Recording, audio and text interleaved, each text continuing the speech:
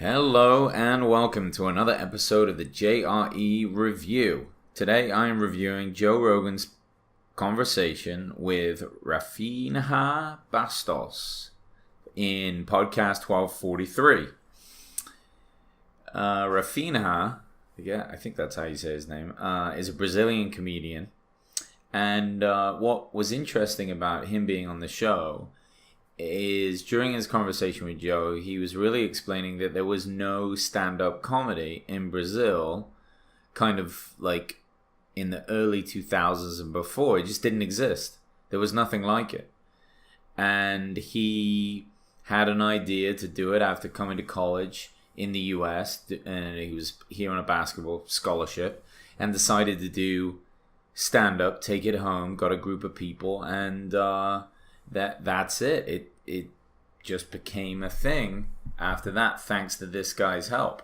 So really fascinating that a country, even as recently as the 2000s, didn't have stand-up comedy, and this guy was able to kind of create a scene down there, and because of that, it needed to evolve, and things needed to happen, and there was problems and issues and lawsuits and you name it, and he gets into it all. So anyway, let's start the review.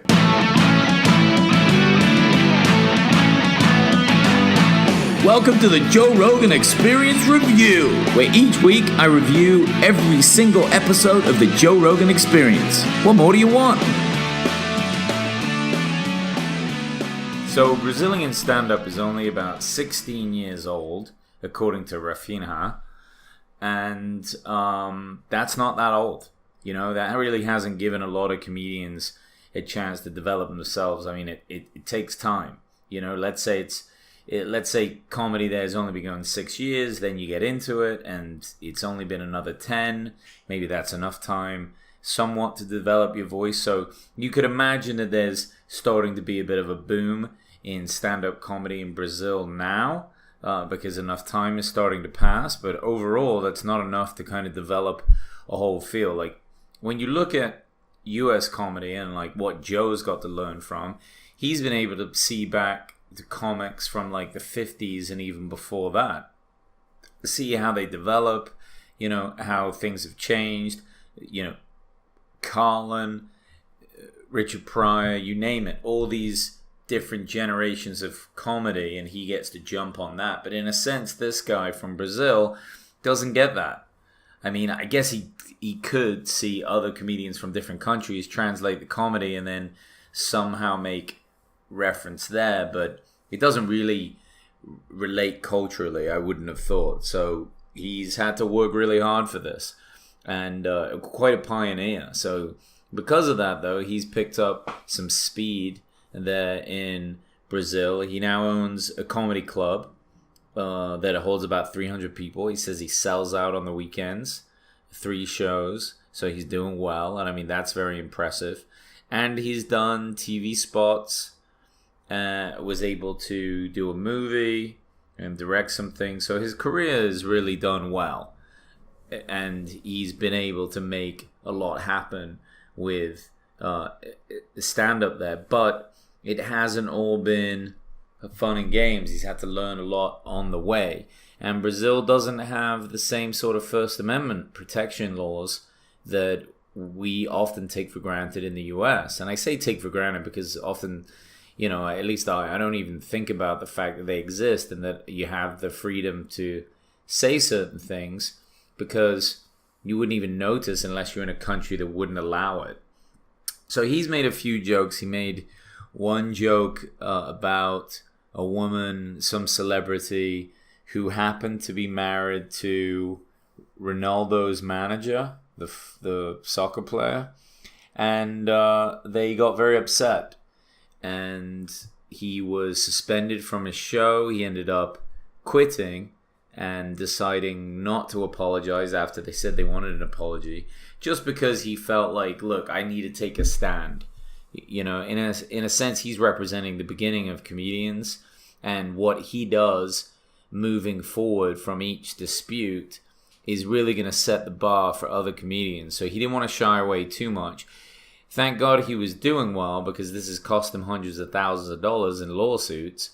But he's been in a position where he was able to fight those things, and good for him for doing it. I think it adds credibility, and I would imagine it's paved the way for other comedians in Brazil to be brave enough to say what they need to. I mean, you need to have that freedom to kind of be loose and to play with ideas and to say some things. But sadly in Brazil, you make fun of a celebrity or a politician, you can get sued.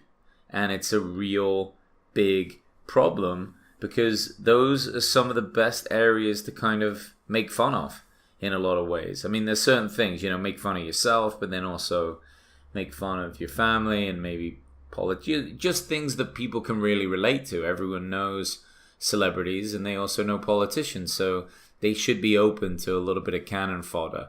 But in these countries that are not like America, the elites have too much power, I guess, and they can come down after you, which is, it's a real shame. Rafinha is moved to the US now full time to do comedy.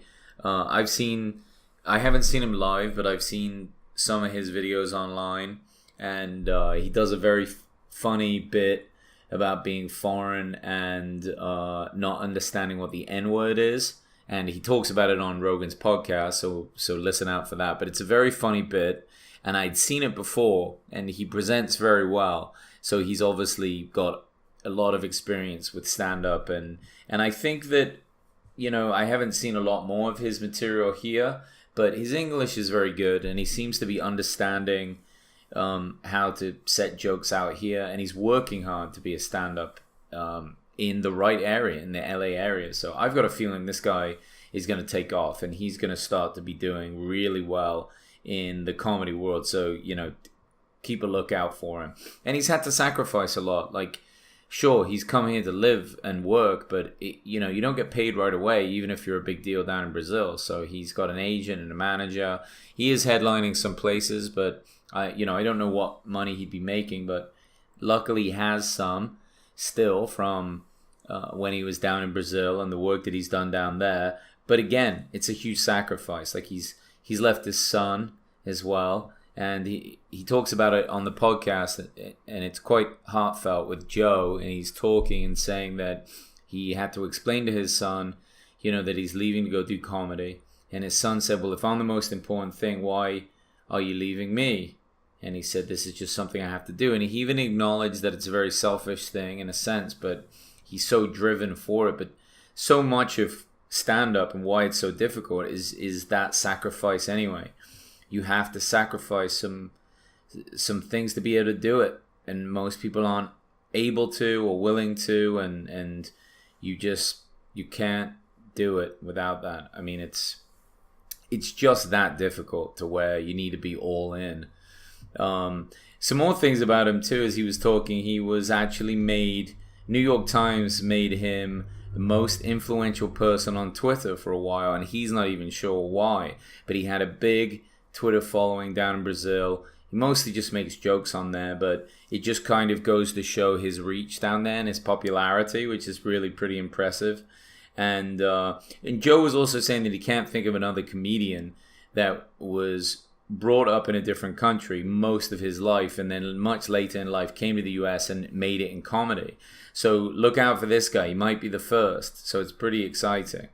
Going back to the part of the conversation where they say comedians get in trouble for the things that they say, Joe even loses a lot of revenue on YouTube, he was saying, due to demonetizing of his videos, and he's not even sure why that is a lot of times. But Joe just says generally with his content, he puts it out there and tries to be humble, and then just kind of walks away from it and lets it go. He doesn't look at the comments, anything like that. If it gets a lot of negative blowback, like the Jack Dorsey one where people felt like he didn't ask a lot of questions, he'll kind of adjust. But as a whole, he walks away from it and kind of just gets done with it from there. And when he gets confused with it and needs some help, he brings in people that really know, people that have good answers, like the podcast he had with Tim Pool recently. And Joe actually alluded to something in this conversation with Rafinha, he was saying that he's going to be working with Tim Pool on a project, something, and it's going to blow people away. It could change the platform. I've got a sneaky feeling it's that app that he was talking about, where he's going to have a subscription app. But maybe it's something else. I'm not sure. Maybe Tim Pool has some other plan for like a fact-checking portion of Joe's podcast, or who knows? Maybe he'll like sit in on podcasts and help Joe with questions, or I don't know. I can't imagine what they'd be up to, but the way Joe said it's going to blow you away, it means that it's going to be a big change, and it's going to be interesting to see where Joe's podcast goes, right? Some kind of sad news towards the end of the podcast. Rafinha talks about his wife leaving him for a self-help cult, and he said that basically the cult taught her to love everyone the same. So if that's the case, why focus your love just on one man? So he left because of that. I don't know how many kind of cults and things they have down in Brazil, but that sounds pretty messed up. Joe says that those things are tricky because, Joe says he's very careful, even with his reach, to let people know that he doesn't have the answers, right? And anyone telling you they do, you should be very aware.